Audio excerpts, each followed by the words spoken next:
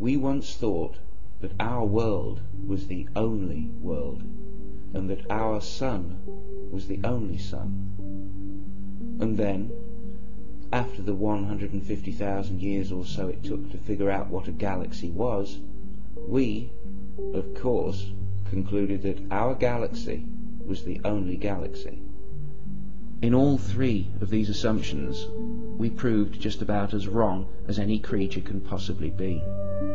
Is it so irrational to suppose that our universe is not the only universe? In fact, in light of our past mistakes, our 100% failure rate, might it not be slightly irrational to presume otherwise? We have a long history of thinking that the horizon was the edge of the world. Yet every horizon we've ever reached, physically or intellectually, only revealed another horizon in the distance. Just because we can't see over the mountain doesn't mean there's nothing there. It never has before. Why shouldn't there be other universes? Why, other than for religious purposes, is it unthinkable? What types of things have we ever found that there was only one of?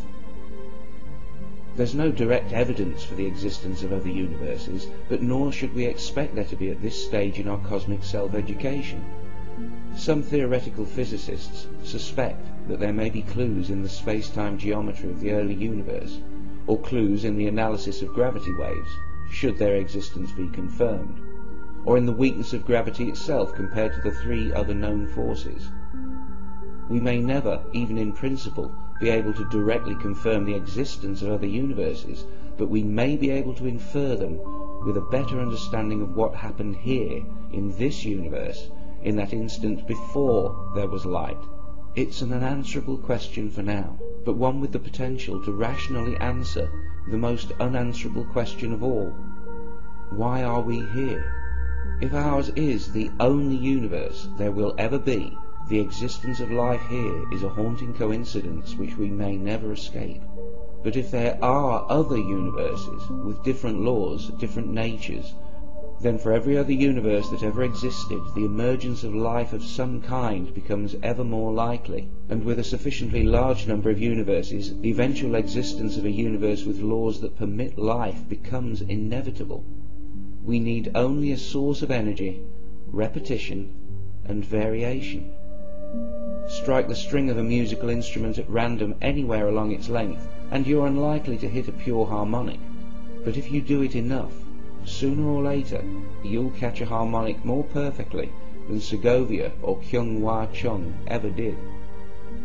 What if there is a multiverse, a metaverse, an alphaverse, where the infinite regress is averted by laws we simply cannot imagine?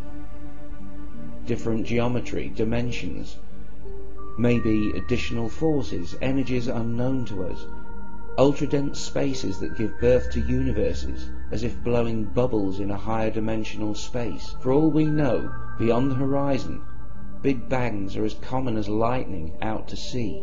Or maybe the clue is in the similarities between our universe and black holes. Maybe it's bubbles within bubbles. It's not that I think I know, it's that I know with absolute certainty that I don't. And I know with seemingly identical certainty that nobody knows, because nobody can. We have no idea what might be possible in whatever passes for eternity. Without more data, any speculation at all, including my own, concerning the existence of a multiverse, or its non-existence for that matter, is pointless in any scientific or philosophical sense. Yet, just like any idea, if you are truly a free thinker, you can try the idea on, just for a few minutes, like a pair of sunglasses, just to see how the world looks, to see if it makes any more sense. So let's imagine a hypothetical situation in which universes can form naturally, separated from each other by spatial or dimensional distance, or in a linear time so vast as to be beyond the grasp of all but the most insane mathematician. Let's imagine what reality might be like for one of those universes where life like ours is simply a possibility.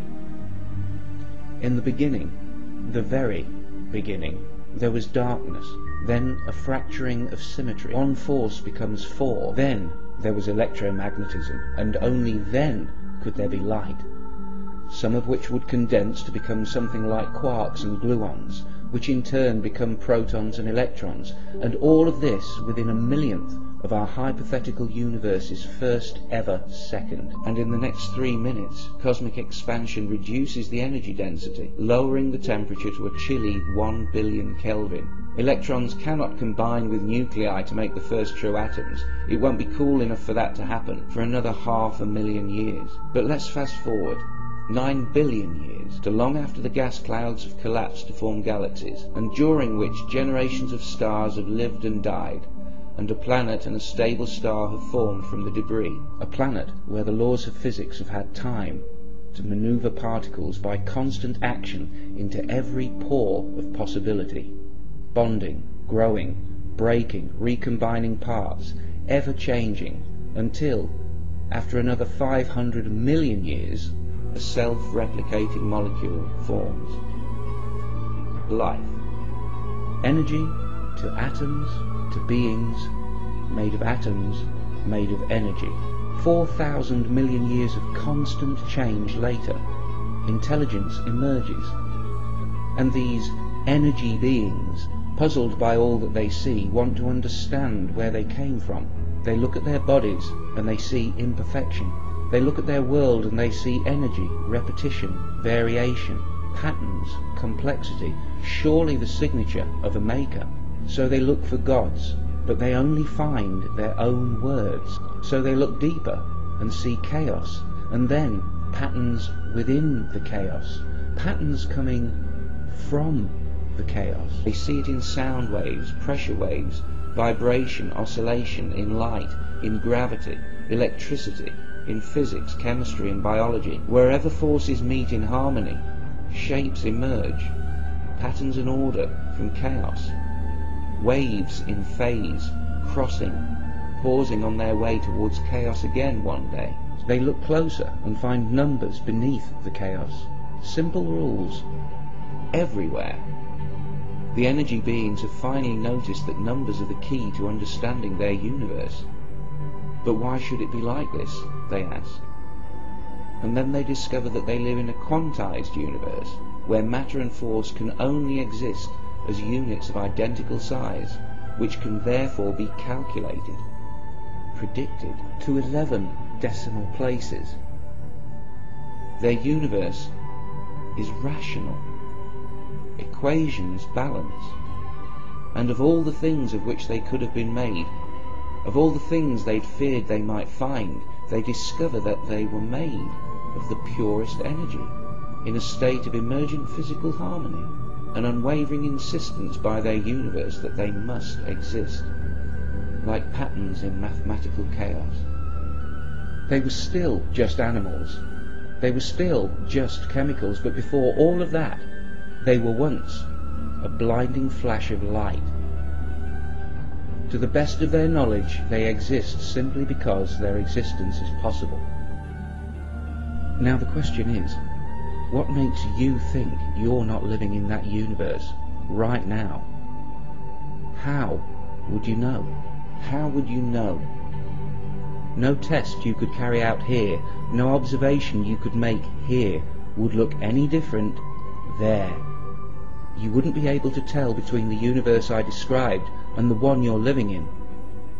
Worse still, every scientific experiment you could currently conduct here will only confirm that you are a being made of harmonic energy, living in a deceptively simple universe. If you think this all sounds like New Age nonsense, then you have to tell me where I can find an E that does not equal an MC squared, or an MA without a corresponding and exactly proportionate and measurable F. And if all this doesn't sound like the universe your God made, then it's fair to say that it sounds like your God didn't make this universe.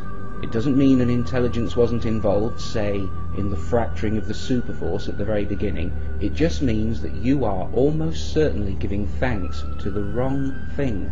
With everything that has happened since the first flash being explicable by 1 billion small, natural steps, why postulate one supernatural leap at the very beginning? Nothing in science will ever tell you there wasn't a creator. The possibility of a multiverse might even give you an answer to where that creator came from. But maybe we have to let go of the promise of immortality to truly feel alive here and now, to value each other now, to properly appreciate what we have. Maybe it's part of growing up, or it was, before people started making promises that nothing could keep. Maybe in the future we won't mess up our kids from the start by telling them myths are true. Maybe we'll tell them other magical stories about how walls that look like they'll stand forever can fall overnight, and how, with the whole world watching, a Chinese man carrying his shopping once, just for a few moments, became more than a human being.